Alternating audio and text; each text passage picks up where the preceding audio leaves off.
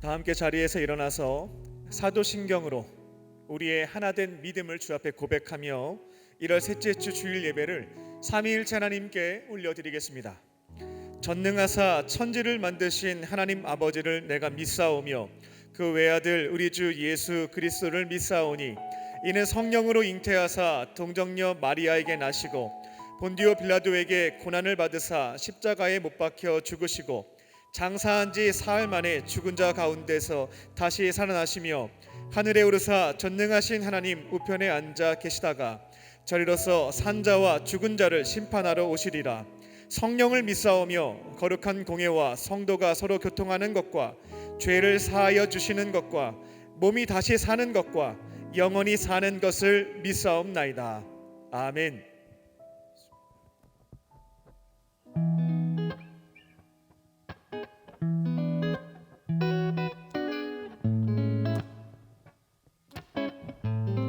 우리의 밝은 빛이 되어주시는 주님, 우리가 그 하나님의 이름을 높여드리기 원합니다. 우리 기쁨으로 함께 고백할까요? 밝은 빛이 가득해 주의 은혜와 사랑에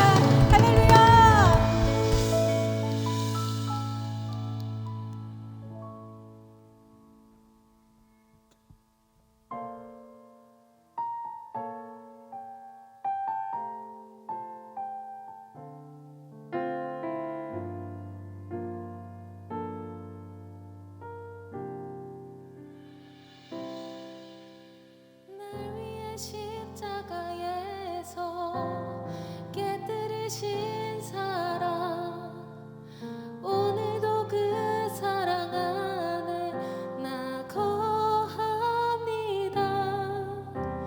주님의 생명 내 안에 있고 주님의 사랑 날 강권하니 나 오늘도 주께 내 삶을 깨뜨립니다. 오 주여 내 삶을 깨뜨립니다. 주 머리 위에 붓습니다. 내 모든 삶과 생명을 주님 얻으소서. 오 주여 내 삶을 깨뜨립니다. 주 머리 위에 붓습니다. 주님께라면 아깝지 않습니다.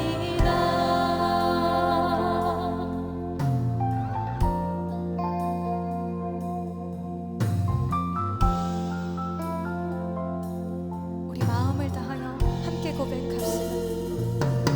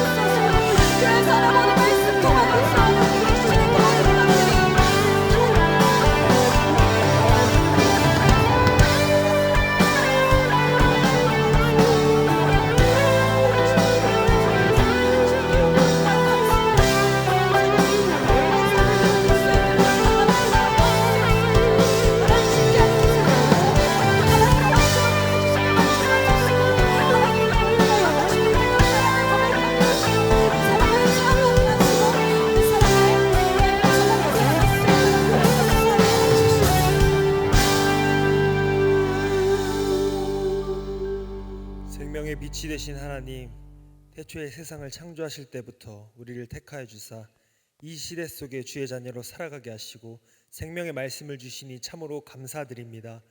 오늘의 예배에 성령께서 임재하여 주셔서 전심으로 주님을 기뻐하던 다윗처럼 세상이 줄 수 없는 만족으로 춤추며 예배하는 우리들 한 사람 한 사람이 되게 하여 주시옵소서. 거룩하신 하나님의 뜻을 따라 이 땅에 인간의 몸을 입고 오신 예수님, 미움이 가득한 세상 속에 일그러진 저희의 마음을 감싸주사 주님의 말씀으로 새롭게 변화시켜 주시옵소서. 선한 목자 예수 그리스도께서 주시는 세상의 것과 비교할 수 없는 그 기쁨과 만족이 우리의 심령 가운데 가득하게 하여 주시옵소서. 온 땅과 열방을 사랑하시는 하나님, 자연재해와 전염병의 어려움에서 벗어나게 하여 주시고 온 열방에 하나님의 평화가 회복되게 하여 주시옵소서. 인간의 야욕과 오만함이 가득한 세상에서 믿음 지키며 살아가는 우리 청년들의 마음과 생각을 지켜주시고 우리가 가야 하는 그 길이 아버지 하나님 주시는 은혜와 기쁨이 그리고 주님 주시는 행복이 가득한 이 세상에 있어 모든 것을 받되 핍박을 겸하여 받고 내세의 영생을 얻는다 하신 그 말씀을 우리에게 품게 하여 주시옵소서. 성경의 말씀대로 이루시는 여호와 신실하신 그 하나님을 내 삶의 주관자로 여기며 살아가는 우리 모두가 되게 하여 주시옵소서. 빛의 숲 광림재단을 세워주사 부유케 하시는 이 예수의 생명을 열방에 증거하는 능력의 교회가 되게 하여 주시옵소서. 동탄강림교회와 잠비아 미션센터 건축을 통해 이 땅의 생명적 그루터기의 역할을 잘 감당케 하여 주시고 다임 목사님의 신혼을 강건케 하여 주사 하나님이 주신 세계선교의 비전과 사명을 다하게 하여 주시옵소서. 광림교회 청년부를 인도하신 하나님, 태초에 말씀으로 빛이 있으라 하시니 빛이 있었으니 태초에 계시던 그 능력의 말씀이 이 세상에 가득한 줄 믿습니다. 주님께서 이끌어 주시는 지난날의 그 은혜를 마음에 새기는 청년부가 되게 하여 주시고 내가 서 있는 자리에서 믿음과 사랑의 아름다운 열매를 맺는 귀한 청지기들이 되게 하여 주시옵소서. 이제 주의 말씀을 듣습니다. 주의 말씀을 대언하시는 목사님 늘 성령으로 붙잡아 주시고 선포하시는 말씀을 들을 때마다 놀라운 은혜가 우리 가운데 있게 하여 주시옵소서.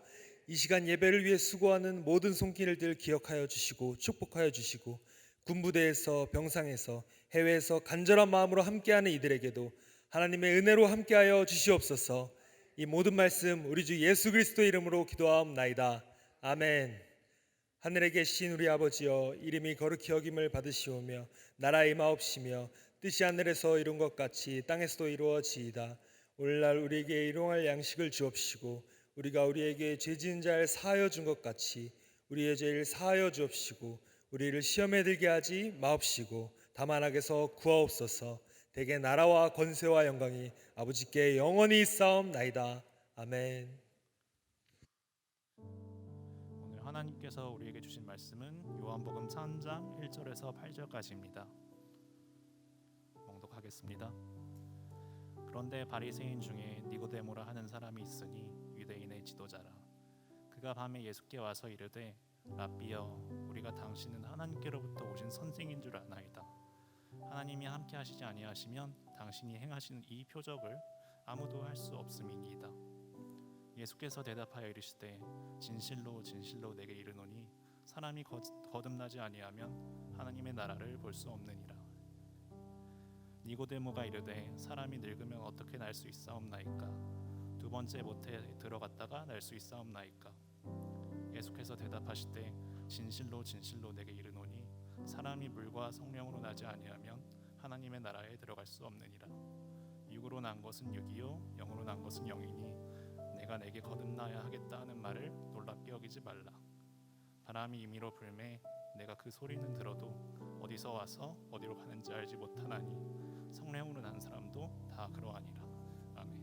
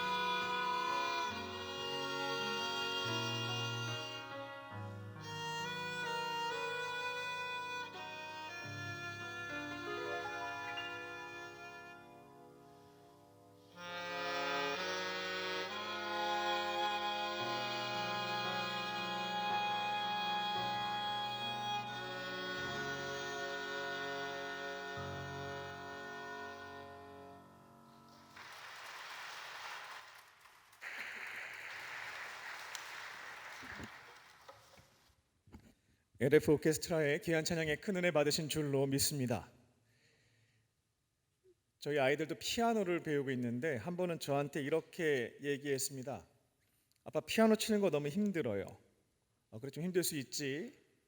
이어졌던 질문은 이것이었습니다. 피아노 왜 배워야 돼요? 여러분들은 어떤 답변을 하시겠습니까? 저는 간단하게 답변했습니다. 피아노 꼭 배워야 돼. 왜냐하면 하나님께 찬양 드리기 위해서 너 피아노 배워야 돼. 하나님이 재능을 주셨고 개발할 수 있는 기회도 주셨으면 딴 거 없다고. 하나님께 찬양 드리기 위해서도 연습하는 거니까 열심히 해서 하나님께 찬양 드리는데 이 재능을 쓰면 된다고 알려주었습니다. 더불어서 앞으로 인생을 살 때 스트레스가 되면 피아노를 통해서 스트레스도 해소할 수 있겠고, 생각보다 남자가 피아노 칠 때 많은 여자친구들이 좋아한다라고 하는 것도 경험할 수 있다고 알려주었습니다. 이건 부차적인 내용들이고, 다만 가장 중요한 것은 하나님께 찬양 드리기 위해서 너 재능을 개발하고 드려야 된다. 거의 대화 불가능한 상태에서 답을 정확하게 선포를 했었죠. 이곳에 계신 분들 중에도 다양한 재능을 가지고 개발해 오신 분들이 있을 겁니다. 특별히 악기라든지 음악이 됐든지 워십이 됐든지 그와 같은 재능과 또 개발하신 경험들이 있는 분들이 있다면 사용하는 데 있어서 제1 목적에 해당되는 것은 하나님께 찬양 드리는 데 쓰는 겁니다. 그리고 그 이후에 이것을 통해서 직업을 얻기도 하고 스트레스를 해소하기도 하고 사람을 만나기도 하는 것입니다. 주신 재능 잘 개발하셔서 하나님께 찬양하는 일에, 하나님 섬기는 일에 가장 먼저 헌신하시는 저와 여러분 되시기를 주님의 이름으로 축원합니다. 저희 주부 광고에 보게 되면 오케스트라 연주자와 중창단 반주자, 헌신자 모집하고 있습니다. 감동이 있으신 분들은 신청하시고 쓰임 받으시기 바랍니다. 2000년 전에 변화를 부르짖었던 30대 청년 두 사람이 있었습니다. 나이도 비슷했고요, 집안도 같았습니다. 그들은 끊임없이 변화를 외쳤습니다. 첫 번째 사람은 세례 요한입니다. 마태복음 3장을 보게 되면 그는 사람들에게 변화돼야 된다. 죄를 짓는 것을 그만두고 하나님이 기뻐하시는 선한 삶으로 바뀌어야 된다라고 하는 것을 외쳤습니다. 이제 곧 진노의 심판이 있을 수 있다. 심판받기 전에 속히 회개해라, 변화받아라 라고 외쳤습니다. 사람들은 세례 요한에 대한 신뢰가 있었거든요. 제사장 집안이기도 했고 그의 삶이 너무나 경건하였기 때문에 그 사람이 하는 말은 하나님이 주신 메시지일 수 있다라고 하는 신뢰가 있었습니다. 그래서 곧 있으면 진노의 심판이 있을 수 있겠구나, 빨리 회개해야 되겠다라고 마음을 먹었습니다. 그들은 세례 요한의 메시지를 들었고 그 앞에 나와서 내 죄가 무엇인지를 고백했습니다. 그리고 물 세례를 받게 되었죠. 우리가 지금 이제 물 세례라고 하게 되면 교회에서 진행되는 세례식 때에는 손에다가 물을 이렇게 담아서 이렇게 얻는 형태이기 때문에 세례 요한도 요단강물 이렇게 떠가지고 머리에 올렸나 보다 생각하실 수 있겠는데, 세례 요한이 죄를 고백한 자에게 했던 세례는 정확하게는 침례였습니다. 세례는 헬라어로 밥티조를 번역한 것인데, 이 밥티조라고 하는 것 말뜻이 뭐냐면 깊은 물에 이렇게 푹 잠기게 하는 것, 이게 바로 밥티조입니다. 그러니까 세례 요한은 자신에게 찾아온 사람들이 죄를 고백하게 되면 머리끝에서부터 발끝까지 죄 다 씻어야 된다고, 그런 의미에서 요단강가에 데리고 들어가가지고 푹 잠기게 한 거예요. 그렇게 물로써 죄를 씻을 수 있도록 했습니다. 그렇게 세례 요한은 변화에 대한 메시지를 선포했고 사람들은 듣고 그렇게 살겠다고 결단하며 물 세례를 받았습니다. 근데 세례 요한이 가만히 지켜보니까 이 사람들이 물 세례를 받은 다음에 변화의 길로 걸어가야 되는데 삶의 모습은 똑같은 겁니다. 그래서 누가복음 3장을 보게 되면 이렇게 화를 내게 되죠. 독사의 자식들아, 예수님의 표현이기도 한데 세례 요한이 먼저 했습니다. 이 독사의 자식들아, 이런 식으로 임박한 진노만 피하려고만 하느냐, 회개를 했으면 물로 죄를 다 씻었으면 새로운 삶을 살아야 된다, 회개에 합당한 열매를 맺어야 된다 라고 또 소리치기 시작했죠. 이미 도끼가 나무 뿌리에 딱 박혀 있다고, 툭 치면 잘라지게 되는 거고 그거는 불에 던져서 결국 장작으로 태워지게 될 텐데 당신들 물 세례만 받고 회개하지 않는 사람들의 상황이 딱 이와 같다고. 지금 도끼가 딱 칼날이 선 상태에서 뿔이 놓여 있으니까 빨리 회개에 합당한 열매를 맺는 것으로 진노의 심판을 피하라고까지 얘기를 했습니다. 구체적인 방법도 알려주게 되죠. 옷이 2벌 있는 사람들은 1벌 있고 나머지 1벌은 없는 사람들 주십시오. 먹을 것이 많이 있는 사람들, 일용할 양식 이상의 것이 있는 사람들은 없는 사람들, 굶어 죽는 사람들 태반입니다. 나눠 주십시오. 세리들은 정해놓은 세금만 걷지 용병 써다가 사람들 거 뺏지 마십시오. 고용된 용병들은 사람의 것을 억지로 뺏는 행위는 이제 그만두어야 되겠습니다. 주어진 고용된 임금만 받고 더 얻고자 포악한 일을 하는 것은 관둬야 됩니다. 라고 방향도 알려주고 구체적인 방법도 제시했던 것이 30대 청년이었던 세례 요한이었습니다. 근데 놀라운 사실은 뭐냐면 어느 누구도 회개에 합당한 열매를 맺지 않았다라는 점에 있습니다. 변화된 사람이 성경을 보게 되면 없습니다. 2000년 전에 변화를 부르짖었던 2번째 청년을 소개하겠습니다. 그는 이스라엘 갈릴리 지방, 그러니까 이스라엘의 북부 지역에서 가장 시골이라고 얘기할 수 있는 나사렛에 살았던, 직업은 목수였던 청년 예수였습니다. 앞서 소개했던 세례 요한보다는 만 나이로 따지면 동갑이 되기도 하고 형이 될 수도 있겠는데 6개월 차이는 났습니다. 세례 요한보다 6개월 뒤에 태어났고요. 2 사람은 친척지간이었습니다. 다만 방금 말씀드렸던 것처럼 세례 요한 집안이 더 좋았어요. 여기는 제사장 집안. 하지만 예수님의 집안은 목수 집안이었습니다. 배운 것도 집안도 여러 가지 배경을 보게 되면 세례 요한이 훨씬 뛰어났죠. 그런데 이해할 수 없는 일이 있었습니다. 세례 요한이 그렇게 소리치고 외쳤습니다만 회개한 사람이 없어요. 회개 합당한 열매를 변화된 사람이 없었다는 겁니다. 그런데 놀랍게도 목수 출신 예수를 만난 사람들은 180도 삶이 변화되었다. 변화되는 일들이 나타나기 시작했다라는 겁니다. 예수님을 만나서 삶이 이전과 이후로 바뀌게 된 사람들의 이야기는 신약성경 첫 번째 책 마태복음, 그 이후에 이어지는 마가, 누가, 요한복음을 보시게 되면 계속해서 확인해 보실 수가 있겠습니다. 오늘은 변화 시리즈 설교 3번째 시간입니다. 오늘은 예수님을 만나서 그 삶이 변화가 된 니고데모에 대한 말씀을 전해 드립니다. 오늘 각자에게 주시는 말씀을, 나에게 주시는 레마의 말씀을 붙잡고 내 생각, 가치관, 삶의 방식을 조정하고 순종하는 것들을 통해서 변화의 길로 걸어가는 저와 여러분 되시기를 주님의 이름으로 축원합니다. 첫 번째로 회개함으로 죄를 씻어냅니다. 회개함으로 죄를 씻어냅니다. 오늘 본문에 등장하는 니고데모는 늦은 밤에 예수님께 찾아왔습니다. 그는 예수님을 존중한다는 의미에서 호칭을 랍비어라고 부른 것을 볼 수가 있죠. 그 당시에 랍비가 되려면 정규 교육을 이수해야 됐고, 이수하게 되면 대략적인 나이는 40세쯤 되었습니다. 그런데 예수님은 여기에 해당 사항이 없었죠. 니고데모는 굉장히 열린 사람이었고 그 전에 가나안 혼인잔치에서 기적을 행하셨던 예수님이었기 때문에, 또 그분이 가르쳤던 메시지를 가만히 들어보니까 뭔가 깨어있는, 우리가 잘 알지 못하는 본질에 대해서 꿰뚫고 알려주는 부분들이 있었거든요. 그래서 비록 나이도 어리고 정규 교육도 받지 못했지만 그를 랍비라고 존중해 주면서 자신이 가지고 있는 신앙적인 질문을 던지게 됩니다. 예수님에게 이렇게 질문을 한 거죠. 어떻게 하면 하나님 나라에 들어갈 수 있습니까? 근데 오늘 요한복음을 보게 되면 니고데모가 예수님께 질문을 던진 것에 대한 구절은, 기록은 없다라고 보실 수가 있겠는데요. 참고로 조금 말씀을 드리겠습니다. 앞으로 요한복음을 개인적으로 쭉 읽게 되면 말이 연결이 안 된다라고 하는 내용들을 보시게 될 겁니다. 예수님이 이렇게 말씀하셨는데 이 제자의 답변이 조금 다른 것 같아요.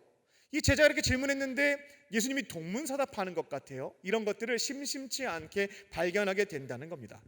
도대체 이게 뭘까? 예수님은 이렇게 대화하시는 분이었을까? 오해하실 수 있겠는데 그렇지 않습니다. 다른 복음서를 보게 되면 예수님이 이렇게 동문서답하는 경우는 없습니다. 왜 그러냐면 요한이 글을 기록하는 방식이 조금 독특해요. 오늘 본문에서 예수님과 니고데모가 여기 본문에 기록되어 있는 거 쭉 읽으면 1분도 안 걸리고 다 읽을 수가 있죠. 1분 대화했을까요? 몇 시간 대화를 나누었습니다. 누가복음을 기록한 누가의 경우에는 긴 내용을 너무나 줄거리를 잘 요약을 해줍니다. 그래서 쭉 따라 보기 너무나 쉬워요. 근데 요한은 줄거리를 요약해주지 않고 긴 대화 속에서 중요한 내용들을 딱딱 집어서 나열하는 방식으로 글을 쓴 특징을 발견해 볼 수가 있거든요. 그래서 쭉 보게 되면 매끄럽게 연결되지가 않고 중요 사항들을 나열해 놓았기 때문에 때로는 동문서답처럼 느껴질 수가 있다라는 겁니다. 다시 본문으로 돌아와서 니고데모가 질문 안 했잖아요. 이렇게 저한테 따질까 봐 말씀을 드린 겁니다. 니고데모가 먼저 질문을 했습니다. 예수님께 찾아왔고 어떻게 하면 하나님 나라에 들어갈 수 있냐고, 죽은 다음에 부활할 텐데 부활해서 지옥 대신에 어떻게 하면 천국에 들어갈 수 있냐고, 이게 바로 니고데모가 갖고 있었던 질문이었습니다. 그 당시 유대교를 주름잡고 있었던 쌍두마차가 있었습니다. 이 종교의 핵심적인 파들이 있었는데 이 두 개의 파가 굉장히 강력했습니다. 하나는 사두개파였고 하나는 바리새파였습니다. 이 사두개파에 속한 사람들은 사후세계를 안 믿었어요. 똑같이 하나님을 믿는데 이들은 사후세계가 없다라고 생각했습니다. 이들이 경전으로 인정했던 것은 모세가 기록한 책 모세오경, 창세기, 출애굽기, 레위기, 민수기, 신명기였는데 여기에 사후세계에 대한 내용이 없기에 존재하지 않는다라고 주장했던 게 사두개파였고요. 두 번째 힘이 있었던 파는 바리새파였습니다. 이들은 사후세계를 믿는 집단이었어요. 죽음은 끝이 아니다. 죽음 이후에는 부활이 있다. 부활한 다음에 심판을 받게 되고 누군가는 천국에서 영생하고 하나님 나라에 들어가게 되고 누군가는 그 죄값을 받는 지옥에서 영원히 벌받게 될 것이다. 이런 이해를 갖고 있었던 것이 바로 바리새파였죠. 오늘 본문에 기록된 이 니고데모는 사두개파가 아니라 바리새파에 속한 사람이었습니다. 그는 죽음 이후의 부활과 영생과 천국에 들어가는 것에 대한 믿음을 갖고 있었던 사람이었던 겁니다. 근데 그 당시에 라비 선생님들께서 이렇게 가르쳐 줬거든요. 율법을 지키게 되면 하나님 나라에 들어갈 수 있다. 그래서 막 사람들이 천국에 들어가기 위해서, 특별히 바리새파 사람들은 율법을 막 배웠어요. 추가적인 장로의 전통들까지 배워가면서 지켜가려고 무진장 애를 썼습니다. 근데 니고데모 입장에서는 이거 다 지킨다고 해서 정말 천국에 들어가는 게 맞을까? 그러다 지킬 수도 없겠어요. 매번 틀리거나 잘못하는 것들이 있는 겁니다. 그 마음에 확신도 없어요. 진짜 다 지키면 천국 가는 게 맞는지 오리무중인 겁니다. 그래서 뭔가 하나님께서 특별하게 쓰시는 것 같아요. 기적도 행했고 그의 가르침이 다른 라비아는 달라요. 그래서 늦은 밤 예수님께 찾아와서 질문을 던졌던 겁니다. 어떻게 하면 천국에 들어갈 수 있습니까? 이 사람은 현세뿐만 아니라 앞으로 나가 사후의 세계에 대한 관심도 있었기 때문에 죽음 이후에 펼쳐질 영원한 시간, 천국에서 영생할 수 있는 방법에 대해서 물었던 겁니다. 3절 말씀을 보게 되면 예수님은 딱 한 문장으로 답변하시죠. 거듭나면 된다. 거듭나면 천국에 들어갈 수 있다. 천국을 볼 수 있다라고 설명을 해주시게 됩니다. 여기서 거듭남이라고 하는 것은 헬라어로 아노덴이라고 하는 것을 사용하게 되는데요. 아노덴은 장소를 가리키는 부사입니다. 특별히 어떤 장소냐면 위입니다. 위에서부터, 이게 바로 아노덴 갖고 있는 뜻이고요. 또 시간을 나타내는 부사로도 사용된다고 합니다. 그 뜻은 처음, 새로움 이런 뜻을 갖고 있고요. 이 두 가지를 종합하게 되면 아노덴이라고 하는 것은 뭐냐면 위로부터 시작되는 새로움이라고 할 수가 있겠습니다. 즉 거듭난다, 아노덴이라고 하는 것은 하나님으로부터 새롭게 되는 것, 하나님으로 인하여 다시 태어나게 되는 것, 이게 바로 거듭남입니다. 예수님은 거듭나면, 위로부터 너가 다시 태어나게 되면 하나님 나라를 볼 수도 있고 들어갈 수도 있다라고 설명해 주시게 됩니다. 처음으로 답변하셨을 때에는 들어간다가 아니라 볼 수 있다라고 답변한 것을 3절을 보게 되면 확인할 수가 있죠.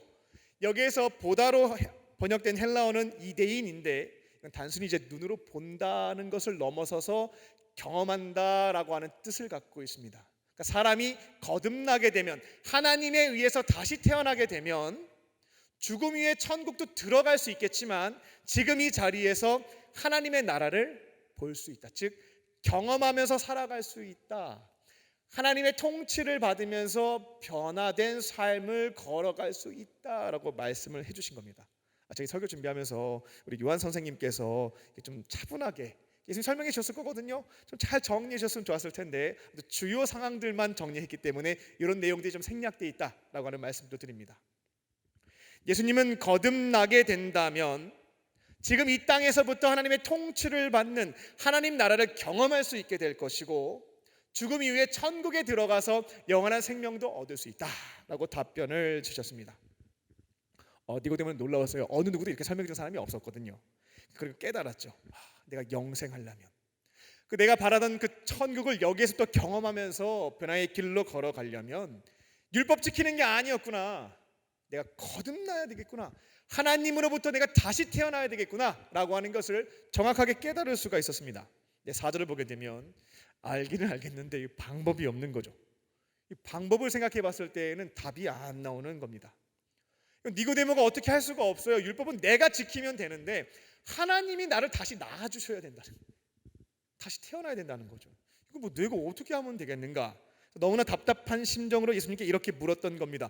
그럼 뭐 어머니 뱃속에 들어가서 다시 나오면 되는 거냐고. 자기도 말도 안 되는 소리 한다는 거 알고 있었을 거예요. 그래서 답답하니까 하나님으로부터 다시 태어나는 거 어떻게 해야 되냐고 물었던 것입니다. 5절입니다. 그때 예수님이 어떻게 하면 거듭날 수 있는지, 다시 태어날 수 있는지에 대해서 그 방법을 구체적으로 알려주시게 됩니다. 이렇게 하면 다시 태어날 수 있다. 첫 번째로 필요한 것은 무엇이었냐면 5절을 보게 되면 대지에도 써 있죠. 물입니다. 물에 대해서 말씀을 하십니다. 거듭나려면 물이 필요하다. 유대인들에게 있어서 물이라고 하는 것은 무엇을 의미했냐면 죄를 씻는 것, 정화의 수단으로 쓰였던 것이 물이었습니다. 까까 세례 요한도 자신의 죄를 고백한 사람들이 어떻게 됐냐면 물에 들어가서 죄를 씻었죠. 물이라고 하는 상징은 유대인들에게 정화의 수단으로 이해되었다는 것입니다. 예수님이 거듭나려면 죄를 씻어야 된다, 이 죄가 정화돼야 된다라고 하는 점을 알려주셨던 겁니다. 그러면 어떻게 하면 이 나의 더러운 죄를 씻어낼 수가 있을까? 정말로 물 속에 한번 팍 들어가 가지고 깊이 잠겼다가 나오면 내 죄가 다 용서받게 되는 것이고 하나님 안에서 깨끗한 사람, 다시 태어날 수 있는 준비가 된 것인가 하는 질문이 있을 수 있겠죠. 어떻게 하면 더러운 죄를 씻을 수 있냐면 예수님이 공생애를 시작하셨을 때 첫 번째로 선포하셨던 설교 말씀에 답이 있습니다. 한번 따라해 볼까요? 회개. 우리가 죄를 씻어낼 수 있는 방법은 회개입니다. 회개할 때 더러운 죄를 씻어내는, 거듭나기 위한 첫 번째 스텝을 밟을 수 있다라는 것입니다. 회개란 무엇입니까? 회개는 헬라어로 메타노이아를 사용하게 되는데 이것은 생각을 고쳐먹는다라는 뜻을 갖고 있습니다. 단순히 생각을 바꾸고 마음을 먹고 여기서 멈추는 것은 아니고요. 이 생각과 마음과 연결되어진 행동이 달라지게 될 때 회개, 메타노이아라고 하는 단어를 사용하게 됩니다. 즉 하나님으로부터 내가 등을 돌리고 살았습니다. 하나님이 우리에게 명하신 율법의 내용은 결국 사랑이거든요. 하나님을 사랑하고 내 곁에 있는 사람들을 사랑하면서 사는 것이죠. 등 돌린 상태에서 무슨 사랑을 해요? 착취하고 억압하는 거죠. 내 성공의 수단으로 사용할 뿐인 겁니다. 이걸 회개한다라고 하는 것은 앞으로 내가 하나님으로부터 등을 돌렸던 삶에서부터 돌아서서 하나님 바라보는 거죠. 하나님이 원하셨던 사랑의 삶을 나에게 주어진 가정과 교회와 일터에서 행동으로 옮기기 시작할 때 메타노이아, 회개했다라고 표현한다는 것입니다. 그래서 이게 한글로 회개, 돌이킬 회, 고칠 개자를 쓰게 됐는데 잘 선택한 번역인 것 같아요. 돌이켜봐서 고쳐 행하는 것이 바로 메타노이아, 회개이기 때문에 그렇습니다. 근데 많은 경우에 한국 교회 안에서 이 회개라고 하는 것을 자백과 혼용하는 경우들이 있습니다. 혼동하는 것이죠. 그래서 많은 분들이 저 회개했어요 라고 얘기할 때 가만히 들어보게 되면 메타노이아를 한 것이 아니고요, 자백에 그쳐 있는 것을 확인해 볼 수가 있겠다는 겁니다. 자백이라고 하는 것은 뭐냐면 나의 죄를 입으로 고백하는 것을 자백한다, 자복한다라고 표현을 합니다. 누가 당신 죄 졌어 라고 하면 아 맞아, 이게 죄가 맞죠, 인정하고, 근데 내가 이 죄를 졌네요, 고백하고, 내가 이 죄 다시는 안 질게요, 약속하고, 이게 바로 자백에 해당되는 내용들입니다. 즉 입으로만 하는 거죠. 근데 행동은 하나도 바뀌지가 않았어요. 이러면 회개가 아니라 자백으로 표현할 수 있겠다는 겁니다. 우리가 거듭나려면 첫 번째 필요한 것은 바로 물입니다. 물로 죄를 씻는 것. 구체적인 방법은 회개입니다. 자백이 아니라 회개할 때 우리의 죄를 씻고 거듭 태어날 수 있는 첫 번째 스텝에 성공할 수가 있는 것입니다. 하나님을 멀리하고 때로는 부정하며 살아가는 내 삶, 하나님이 원하시는 것은 사랑임에도 불구하고 그 반대 속성을 지켜가는 나의 모습들, 거기에서부터 돌아설 때 온전한 회개를 할 수가 있고 나의 죄를 하나님 앞에서 깨끗하게 씻게 될 줄로 믿습니다. 나의 죄를 회개함으로 모든 죄를 깨끗하게 씻어내시고 변화의 길로, 거듭나는 길로 걸어가는 저와 여러분 되시기를 주님의 이름으로 축원합니다. 두 번째로 거듭나기 위해서 필요한 두 번째는 바로 불인데요. 그 내용은 예수님을 영접함으로 성령을 받는 겁니다. 하늘로부터 여러분이 다시 태어나고 싶으면 예수님을 영접함으로 성령을 받으셔야 되겠습니다. 예수님이 니고데모에게는 구체적으로 이렇게 얘기했죠. 거듭나려면 물과 불이 필요하다. 여기서 불이라고 하는 것은 무엇을 뜻하냐면 성령을 뜻합니다. 성령님, 불길 같은 성신여, 찬양도 있잖아요. 불은 성령을 상징합니다. 사도행전 2장을 보게 되면 유대인의 3대 절기인 오순절에 120명의 제자들이 함께 모여 기도하기 시작했고 그때 성령이 임재하는 것을 경험하게 되죠. 그때 성령이 어떤 형상을 가지고 있었냐면 불 같은 형상을 가지고 있었습니다. 불은 구약 성경에서 심판을 나타내기도 합니다만 신약 성경을 보게 되면 성령을 가리킨다라고 하는 점도 볼 수가 있습니다. 여기에서 예수님이 거듭나기 위해서 필요한 두 번째 조건으로 말씀하신 불이라고 하는 것은 심판이 아니고요, 성령을 상징한다는 것입니다. 우리가 다시 태어나려면 먼저 회개를 해야 되고 그 이후에 이어지는 것은 성령을 받으셔야 되겠습니다. 이 불을 받아야 되는 것입니다. 여기서 질문이 생기겠죠. 성령 받고 싶어요. 저도 받고 싶습니다. 거듭나고 싶고요, 변화되고 싶고요, 오늘 니고데모가 얘기한 것처럼 천국에서 영생하고 싶어요 라고 하는 소망들이 다 있겠죠. 회개라고 하는 것은 내가 하면 되는데 이 불을 받는 것, 성령을 받는 것은 나로서는 할 수 있는 방법이 없기에 답답한 마음이 드실 수도 있겠습니다. 사실 예수님 이전 시대에는 성령을 사람이 받는 것은 상상도 못할 일이었습니다. 아무에게나 성령을 주시지 않았기 때문에 그렇습니다.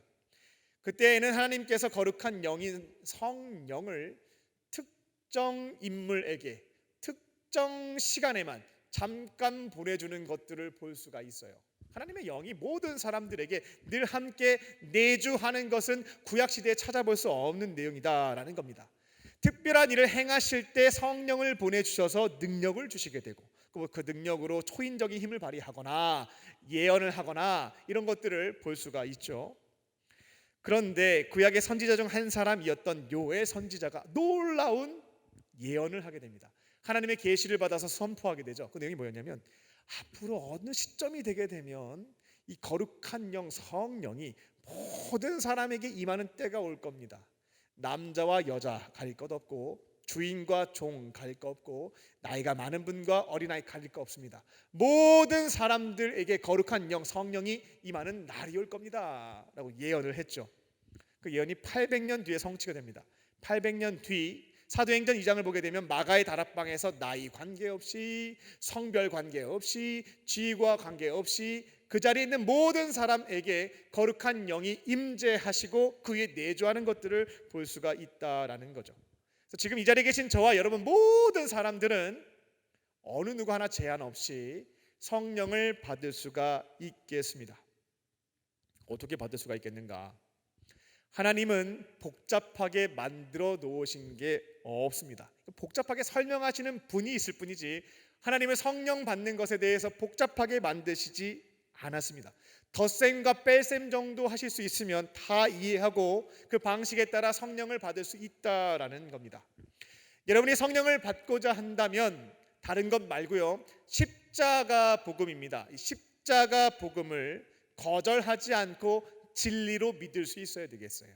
하나님이 십자가를 통해서 우리 인류를 구원하신 그 말씀을 진리로 믿고 우리를 구원하시기 위해서 십자가에서 죽으시고 부활하신 예수님, 나의 죄값과 지옥의 형벌을 다 받아주신 예수님을 나의 구원자, 내 삶의 주인으로 믿고 영접하게 될 때에 우리는 성령을 받을 수가 있다는 겁니다.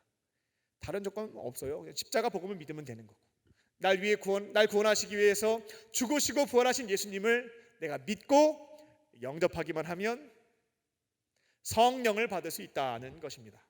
사도행전 10장을 보게 되면 예수님의 수제자였던 베드로가 이전까지는 십자가 복음을 유대인들 빼고는 알려주고 싶지가 않은 거예요. 그래서 안 알려줬습니다. 인류가 죄 사함 받고 하나님을 내 안에 모시면서 변화의 길도 걸어가고 천국에서 영원히 살아가려면 이 십자가 복음을 알아야 되거든요. 요거를 맡은 자들이 제자들이었는데 유대인들만 알려주고 싶은 거예요. 선택받은 나의 민족들만. 그래서 이방인들한테는 이 십자가 복음을 안 알려주는 겁니다. 하나님이 너 이러면 안 된다 해갖고 계시를 통해서 알려주시게 되죠. 이방인들도 내가 거룩하게 여기고 있으니까 가서 너희들이 알고 있는 십자가 복음을, 덧셈과 뺄셈만큼 쉬운 이 십자가 복음을 선포해서 그들도 예수를 믿고 구원받을 수 있도록 해야 된다라고 알려주시게 되죠. 베드로가 어떻게 하겠어요? 하나님 그렇게까지 하셨는데. 그래서 이방인 백부장 고넬료를 만나게 되고 십자가 복음을 그들에게 선포하게 됩니다. 마음속으로는 안 믿으면 좋겠다 싶었을지도 몰라요. 이방인 고넬료와 그 가정이 그 십자가 복음이 가짜가 아니라 진짜다라고 믿었고요, 우리를 위해서 죽으시고 부활하신 예수님을 영접하게 됩니다. 믿고 마음의 문을 열고 모시게 된 거죠. 그때 성령이 임재하는 것을 베드로가 눈으로 목격하게 됩니다. 이방인들도 예수님을 믿을 수 있는 믿음을 주시고 이 믿는 자에게 성령을 보내주시는구나 라고 하는 것을 직접 경험했던 사건이었습니다. 저희들 모두 이방인이죠. 이방인이기 때문에 버림받은 존재들은 아닙니다. 저희들도 마찬가지로 십자가 복음을 진리로 믿고 예수님을 나의 구원자 주님으로 마음의 문을 열고 영접하시게 된다면 성령을 받을 수 있다는 것입니다. 여기 계신 분들 중에 태어날 때부터 교회 어머니 뱃속에서부터 계속 다녔다라고 해서 모태신앙 이런 표현들을 쓰시는데, 이런 분들이 내 안에 성령이 계신지 안 계신지 이게 늘 혼란스럽고 걱정이 되는 그런 부분들이 있을 거예요. 교회를 안 다니다가 특별한 계기가 있어서 십자가 복음을 누군가를 통해서 듣게 됐고 그렇게 죄를 회개하고 예수님을 영접함으로 구원받으신 분들은 그 시점에 내가 성령 받았다라고 고백할 수 있겠는데, 나는 그냥 태어나면서도 그냥 교회 쭉 다녔고 어느 시점인지 모르겠는데 난 예수님 이미 믿고 있었어요. 내 기억 하에는 그냥 난 예수님을 그냥 믿고 있었어요. 그러다 보니까 성령이 정말 계신가 안 계신가 라고 하는 점에 대해서 혼란을 겪는다는 겁니다. 이런 혼란을 겪고 계신 분들은 고린도전서 1, 2, 3 까먹지 말라고 알려드린 겁니다. 고린도전서 1, 2, 3 12장 3절인데요 그 말씀을 가지고 내 안에 성령이 계시는지 안 계시는지 분별해 보시면 되겠습니다. 이 약속의 말씀에 따르면 우리가 예수님을 나의 구원자라고 믿음으로 고백할 수 있다면, 내 목에 칼이 들어와도 예수를 저주할 수 없는 형편에 놓여 있다면 당신 안에는 성령이 이미 있습니다 라고 기록되어 있죠. 여러분들도 내가 성령이 언제 왔는지 잘 모르겠지만 예수님을 나의 구원자로 믿고 고백하는 게 가능해요?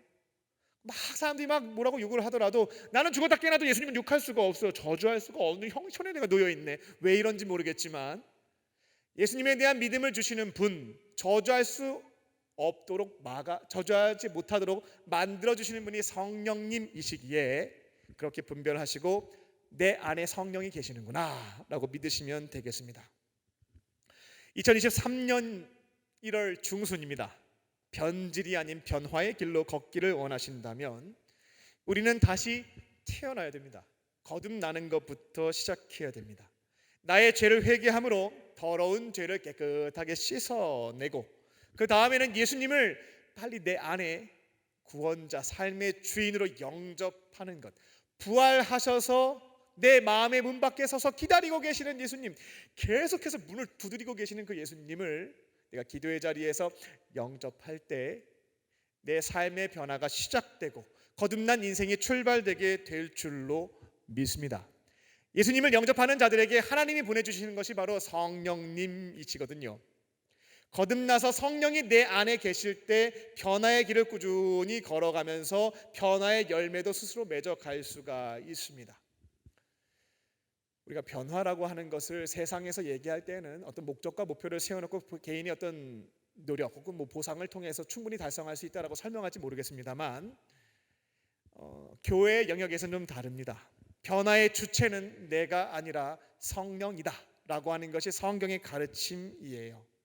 그래서 성령 없이 자기 혼자서 변화를 추구하고자 수양하고 노력하시는 분들은 작심삼일 정도로 끝나던가 수박 겉핥기 정도는 되지만 내 내면은 바뀌지 않는다든가 이런 것들을 경험해 보신 적들이 있을 겁니다.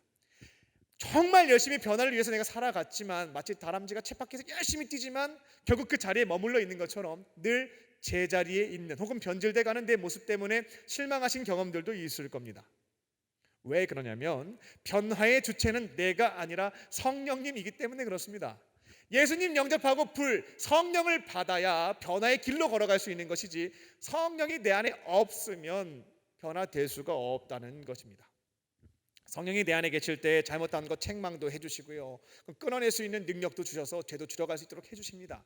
하나님이 기뻐하시는 일이 내가 잘 뭔지 모르겠는데 기뻐하실 수 있는 일을 마음의 소원으로 남겨두셔서 행할 수 있도록 하시고 능력도 허락해 주셔서 선한 일을 감당할 수 있는 사람으로 변화시켜 주시는 분도 성령님이십니다. 그래서 변화의 주체는 내가 아니라 성령님이시기에 빨리 성령을 받아야 돼요. 예수님을 영접함으로 성령님 불을 받으실 줄로 믿습니다. 성령과 함께 변화의 길로 걸어가는 저와 여러분 되시기를 주님의 이름으로 축원합니다. 끝으로 말씀과 기도로 교제하며 친밀한 교제를 나누며 사랑을 경험합니다.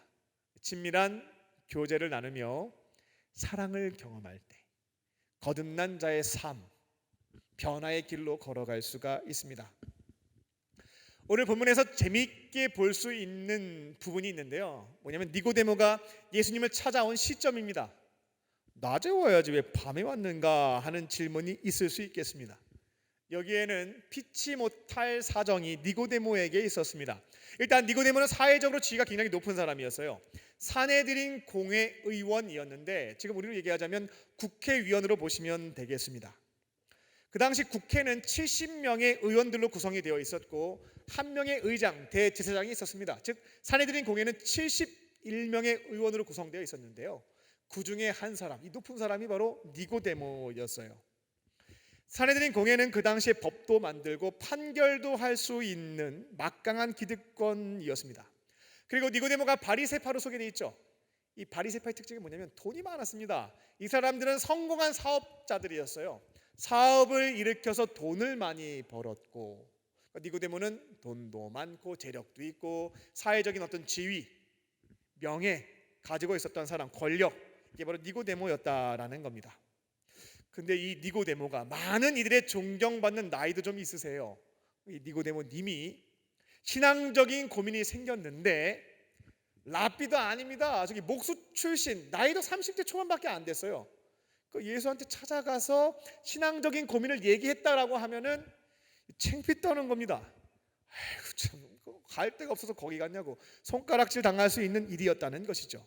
그래서 많은 사람들이 지켜볼 수 없는 밤 늦은 시간에 사람들이 눈을 이렇게 살폈다가 없네, 조용히 예수님을 찾아갔다는 것입니다.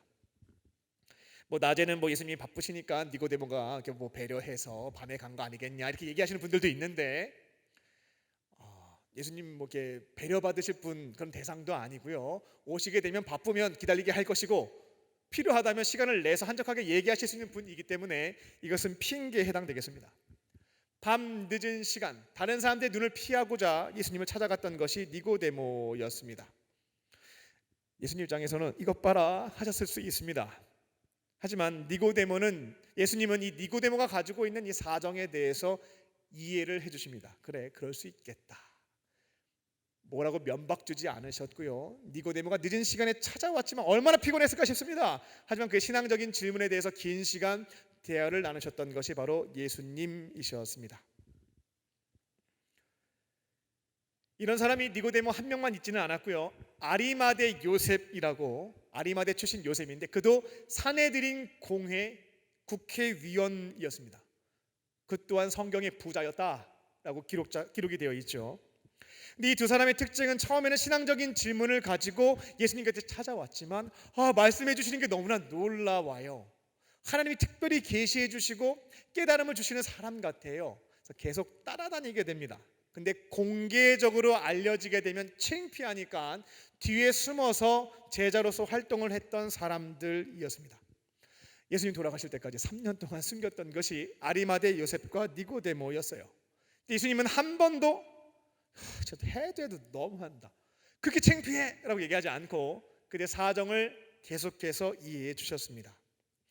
이후 예수님이 겟세마네 동산에서 잡혀서 그 사형 선고를 받았던 재판장이 어디였냐면 사내들인 공회였다라고 하는 거 기억하실 거예요. 근데 이제 니고데모랑 아리마대 요셉이 공회 회원이었다라는 것이 이제 쭉 생각을 해보게 되면 다른 관점으로 그 재판을 생각해 보실 수가 있게 될 겁니다. 예수님이 사형 선고를 받는 그 현장에 71명의 대표 중에 숨겨진 제자 2명이 있었던 거예요. 니고데모와 아리마대 요셉. 성경의 기록을 보게 되면, 요한복음을 보게 되면요, 니고데모가 조금은 반대 의견을 피력하기는 합니다. 하지만 많은 다수가 죽여야 된다고 하기 때문에 자기 의견을 더 이상 얘기하지 않고 동의하게 되는 모습을 볼 수가 있어요. 예수님이 이걸 모르진 않았습니다. 베드로도 배신하고 니고데모와 요셉도 배신할 것을 아셨지만 그걸요 직접 현장에서 보게 되면 참 마음이 참담합니다. 배신할 거 알지만 진짜 이 앞에서 내 제자인데 나를 살릴 생각은 하지 않고 이렇게 조금 의견 제시한 다음에 다 꺾는 것을 봤을 때 얼마나 실망스럽고 슬펐을까 싶습니다. 좀 죄송한 말씀이지만 만약 저였으면 얘네 내 제자요 이렇게 얘기할 수도 있었을 것 같아요. 근데 가치금 벌 받는 거거든요. 근데 예수님은 그렇게 하시지 않았죠. 그들의 사정을 이해해 주셨고 끝까지 니고데모와 요셉이 내 제자라고 하는 사실을 밝히지 않으셨습니다. 결국 예수님은 사내들인 공회의 판결에 의해서 사형 선고를 받게 되었고 총독 빌라도가 집행을 하게 되죠. 너무나 비참하게 돌아가시게 되었습니다. 이 짧은 기간이었습니다만 아리마대 요셉과 니고데모는 예수님과 교제를 나누면서 무엇을 경험했냐면 나의 이런 특별한 사정, 상황을 이해해 주신 예수님의 사랑을 경험했습니다. 좋은 말씀도 많이 들었지만 그들이 진짜 경험했던 것은 나를 이해해 주시고 용납해 주시는 예수님의 사랑이었습니다. 그래서 결국 그들이 예수님의 십자가에 달려서 가장 비참한 처참한 시체가 되셨을 때에 그때 이 두 사람이 나서게 됩니다. 공개적으로 우리 두 사람이 예수님의 제자였음을 밝히게 되고 어느 누구도 예수님 시체 처리를 하지 않거든요. 근데 두 사람이 나서서 장례를 치르는 것을 성경을 통해서 확인해 볼 수가 있습니다. 예수님의 장례식은 12제자가 치르지 않았습니다. 아리마대 요셉과 니고데모와 여성 제자들이 치르게 되죠. 사내들인 공회가 신성 모독을 했다 하여 사형 선고를 내린 사형수입니다. 이미 죽은 존재가 됐어요. 하지만 사내들인 공회의 의원이었던 두 사람이 나서서 장례를 치르는 겁니다. 제자임을 밝히고요. 아리마대 요셉은 총독 빌라도에게 찾아갔죠. 만날 수 있다라는 것 자체만 보더라도 굉장히 지위가 높다라는 걸 알 수가 있죠. 나 예수의 제자요, 이 시체를 그냥 버리지 마시고 나 주십시오. 장례 치르겠습니다. 그리고 그 시체를 어디에 모셔요? 나를 위해서 마련해 놓은 새 무덤에 모시게 됩니다. 그리고 니고데모는 모략과 침량 섞은 것 100리트라를 가지고 왔다라는 기록이 있게 되는데 이거는 왕이 죽을 때 사용되는 그런 양이었습니다. 나를 사랑해 주신 예수님에게 마지막 순간만큼은 정성을 다해서 모두가 이제 제자임을 알고 손가락질 한다 할지라도 나를 사랑해 주신 그분을 위해서 내가 장례만큼은 치러드리겠다, 변화된 모습을 보여주었다는 것입니다. 우리도 변화의 길로 걸어가려면, 거듭나서 거듭난 자의 삶을 걸어가려면 무엇이 필요하냐면 사랑입니다. 내 안에 계신 성령과 친밀한 교제를 나누면서 그분의 사랑을 계속해서 받아가셔야 되겠어요. 그 사랑이 있을 때 우리는 변화의 길로 걸어갈 수가 있는 것입니다. 아무리 좋은 차도 기름이 없으면 한 걸음도 나아갈 수가 없습니다. 마찬가지로 우리가 변화의 길로 걸어가려면 성령께서 주시는 사랑이 필요한 것이죠. 사랑 없이는 아무것도 할 수가 없습니다. 도대체 이 성령님의 사랑은 우리가 어디서 충전할 수 있을까요? 라는 질문이 있을 거예요. 예수님 영접함으로 성령이 내 안에 계신데 내가 그분으로부터 사랑을 충전하고 싶어요. 충전소가 어디입니까? 두 곳의 사랑 충전소를 소개해 드리겠습니다. 바로 예배와 속회입니다. 이게 바로 성령의 사랑을 충전할 수 있는 가스 스테이션이죠. 사랑 충전소라는 것입니다. 2023년이 시작되었습니다. 52번의 예배가 있고 52번의 속회가 있다라고 하는 말씀을 드렸습니다. 정성을 다해 예배를 드리심으로 성령께서 주시는 사랑을 예배의 자리에서 풍성하게 경험하십시오. 속회에 꼭 참여하셔서 믿음의 형제 자매들과 교제하는 자리에서 성령께서 주시는 사랑을 또 충만하게 경험하는 것입니다. 내 안에 계신 성령의 무한한 사랑을 받으시고 그분과 함께 거듭난 자의 삶, 변화의 길로 걸어가는 저와 여러분 되시기를 주님의 이름으로 축원합니다. 기도하겠습니다. 살아계신 하나님, 새해가 시작됐습니다. 작년보다는 더 나은 올해가 되기를 소망합니다. 오늘 말씀을 통하여 죄를 회개하고 성령을 받고 내 안에 주님의 사랑이 충만하게 채워지면 변화의 길, 거듭난 자의 삶이 시작될 수 있음을 들었습니다. 나에게 주신 말씀 붙잡고 순종케 하여 주시고 올 한 해에는 성령과 함께 성령의 사랑 안에서 변화의 길로 걸어가는 우리 모두가 되게 하여 주시옵소서. 간절한 모든 기도의 소원을 들어주실 것을 믿사오며 예수님의 이름으로 기도합니다. 아멘. 주신 말씀 생각하며 주 안에서 내 영혼 본 어게인 함께 찬양하시겠습니다.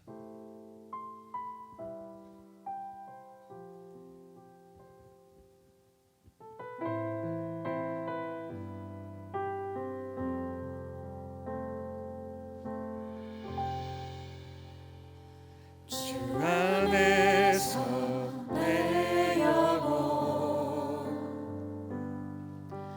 다시 태어나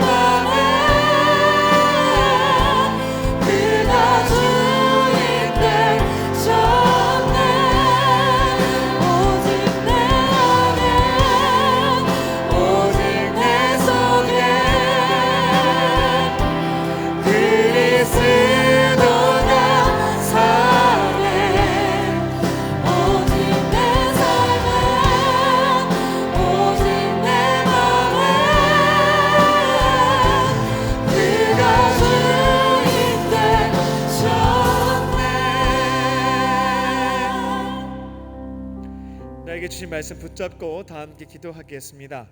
우리 먼저는 1분간 침묵하며 나에게 주시는 주의 음성을 들어보겠습니다. 가만히 기다려 보면 드는 생각, 주시는 마음, 보여주시는 장면, 세밀한 음성이 있습니다. 기대하는 마음으로 지금 내 안에 계신 성령께서 주시는 레마의 말씀을 듣겠습니다.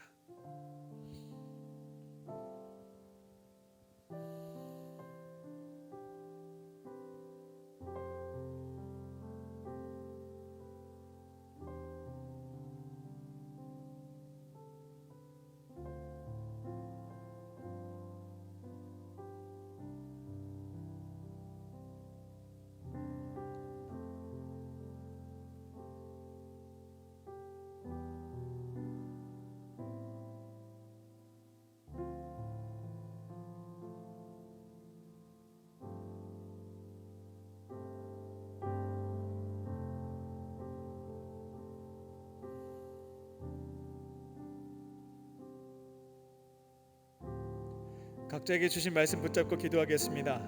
성령이 주신 음성이 있으면 그 말씀을 붙잡고 기도하시면 되겠고요. 아직 잘 모르겠다 하시는 분들은 설교 말씀을 기억하면서 새롭게 결심한 것을 가지고 기도하시면 되겠습니다. 이 시간 주여 한번 우리 크게 부르짖고 우리 통성으로 주 앞에 기도하겠습니다. 주여!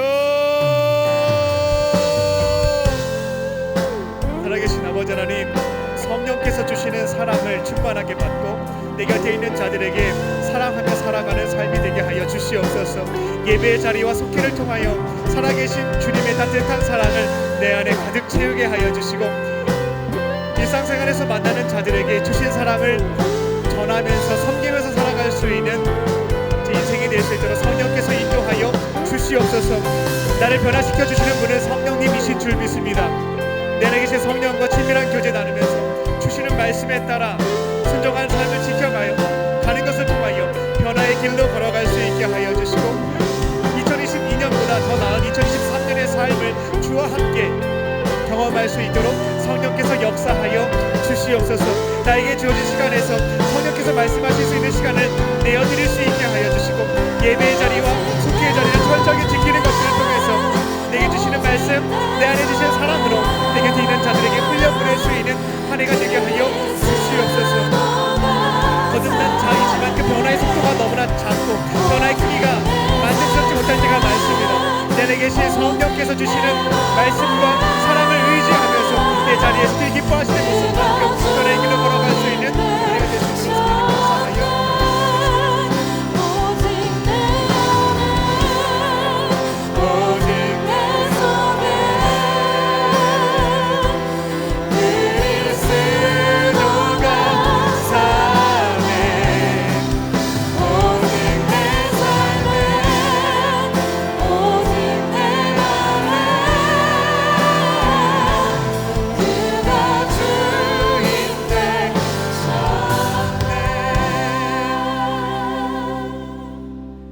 지금도 살아계셔서 우리 안에 내주하고 계시는 성령 하나님, 2023년 하나님으로부터 새로워지는 거듭난 삶이 펼쳐지기를 소망합니다.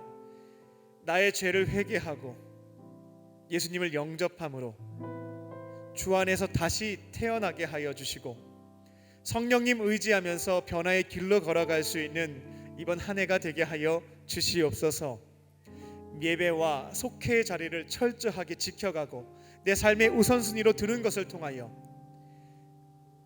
나에게 원하시는 주님의 뜻과 오늘도 여전히 풍성하게 채워주시는 예수님의 사랑을 가득 담아 삶의 자리에서 변화의 길, 또 사랑을 전하는 삶 지켜갈 수 있는 우리 모두가 되게 하여 주시옵소서.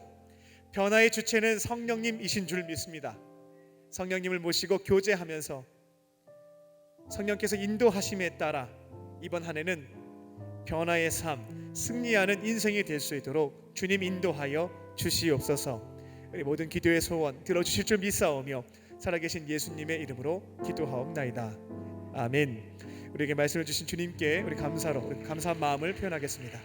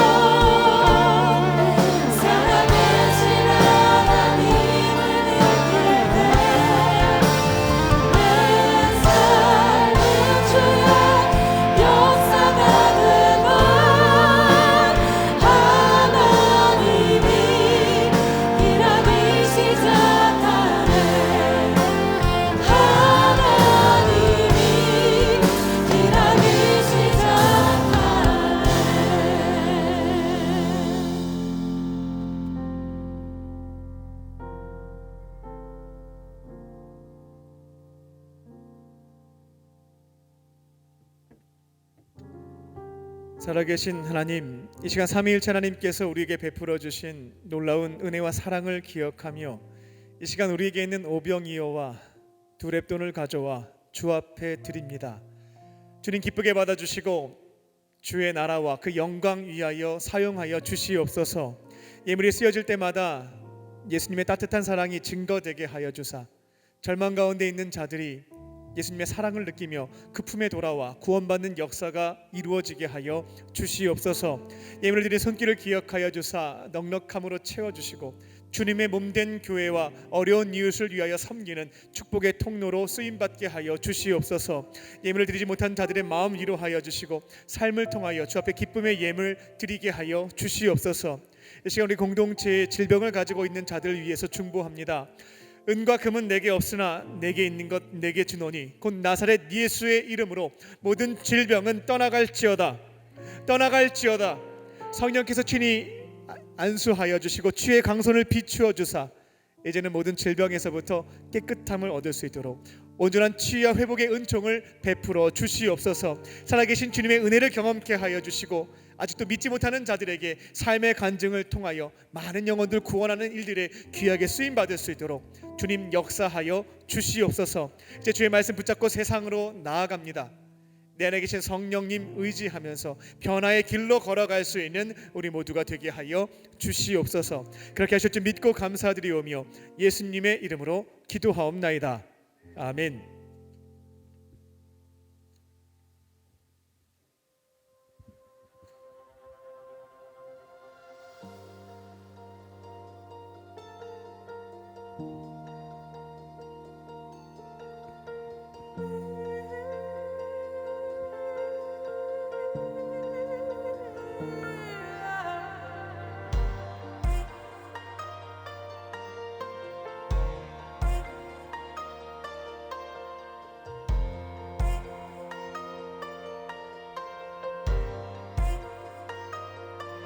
귀한 예수의 오심의 기쁨을 우리 강남구의 어려운 이웃들과 나누게 돼서 참으로 기쁘게 생각을 하고 절망과 어둠과 허망 가운데 있는 자들에게 새로운 기쁨의 귀한 역사가 일어날 수 있도록 이 성탈의 기쁨이 널리 증거되는 그런 기회가 되기를 간절히 소망을 합니다. 25개 구에서 12번째로 기초 수급자가 많은 구입니다. 이렇게 따뜻한 겨울을 날 수 있게끔 해주신 우리 강익교회 성도님과 우리 김정선 목사님 그리고 청년부한테 다시 한번 감사의 말씀을 드립니다.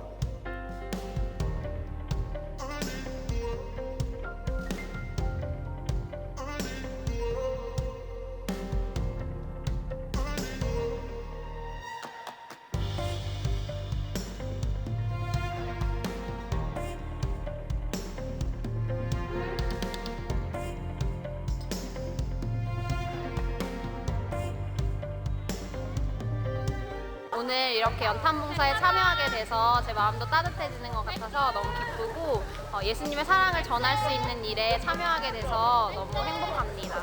이번 연탄, 쌀, 김치를 통해서 조금 더 따뜻한 겨울을 보내셨으면 좋을 것 같고요. 그를 통해서 예수님의 사랑을 느끼실 수 있으면 좋을 것 같습니다. 이 구롱마을에서 이렇게 연탄 봉사 해줄 수가 해서 따뜻하게 잘 살고 하겠습니다. 너무너무 고맙고 감사합니다. 서서요 입을 수가 앉았었거든요. 그 연탄을 주셔서 너무 고맙고요. 사랑합니다.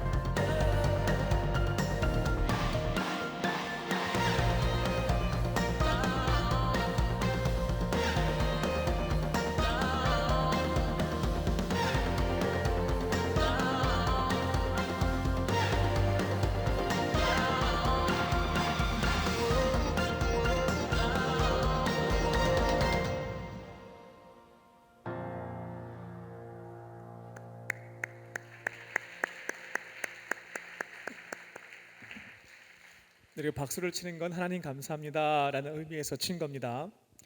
강림 코이노니아입니다. 옆에 있는 분들과 이렇게 인사하겠습니다. 하나님은 당신을 사랑하십니다. 하나님 당신을 사랑하십니다. 당신을 사랑하십니다. 해외 단기 선교가 돌아오는 토요일 이제 우간다와 이제 필리핀 팀이 출발하는 것을 통해서 시작됩니다. 오늘 저녁에는 같이 함께 기도하는 파송 기도회가 있으니까요. 꼭 기억하시고 참여해 주시기 바랍니다. 필리핀과 우간다와 이스라엘, 베트남 1월부터 2월까지 땅끝 선교가 진행되게 되는데 필요한 후원 물품들이 있습니다. 주보를 보시고 하나님께서 감동 주시는 것에 따라서 헌신하셔서 이 후원 물품들이 다 채워질 수 있도록 동참해 주시기 바랍니다.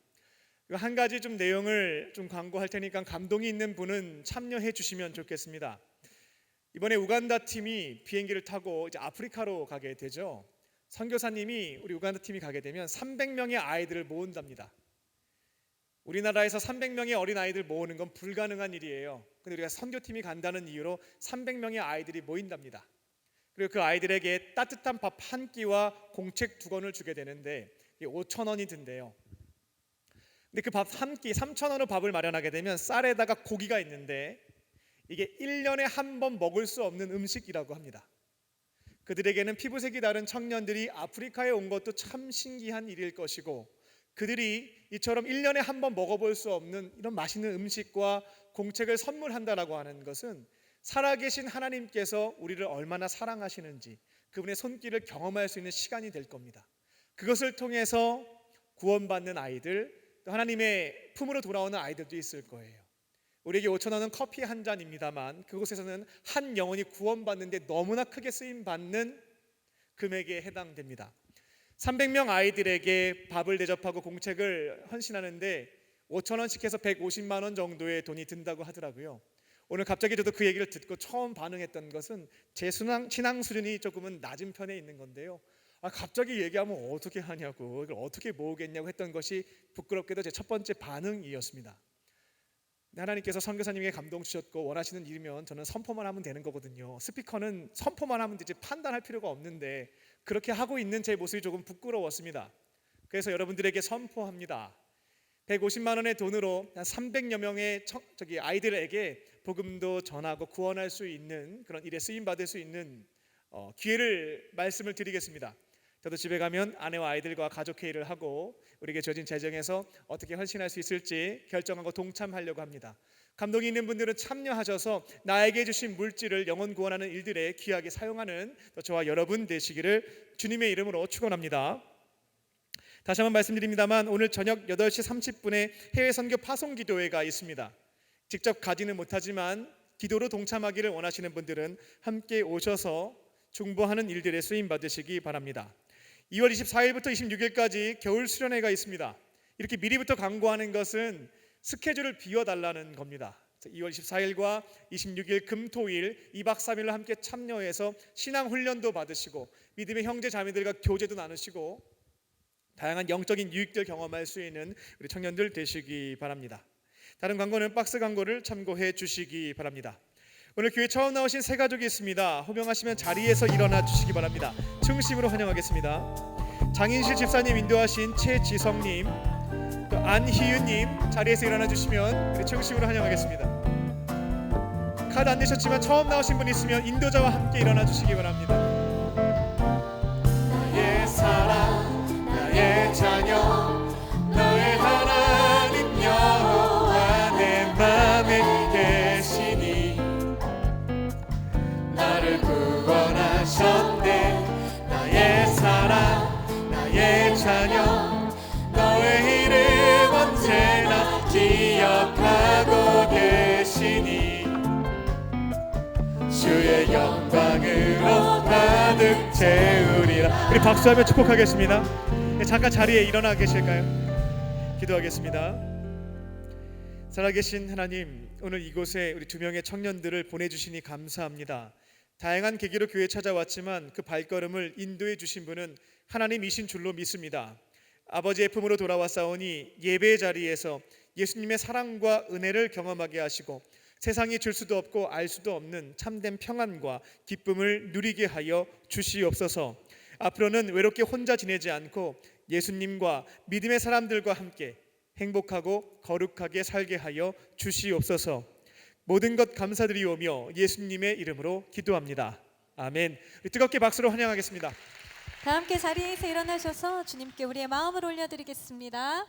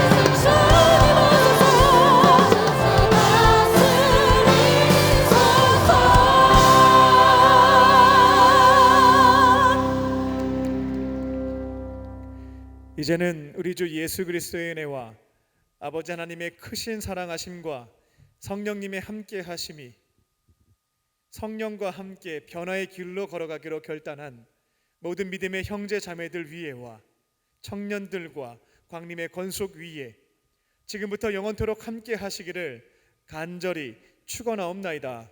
아멘.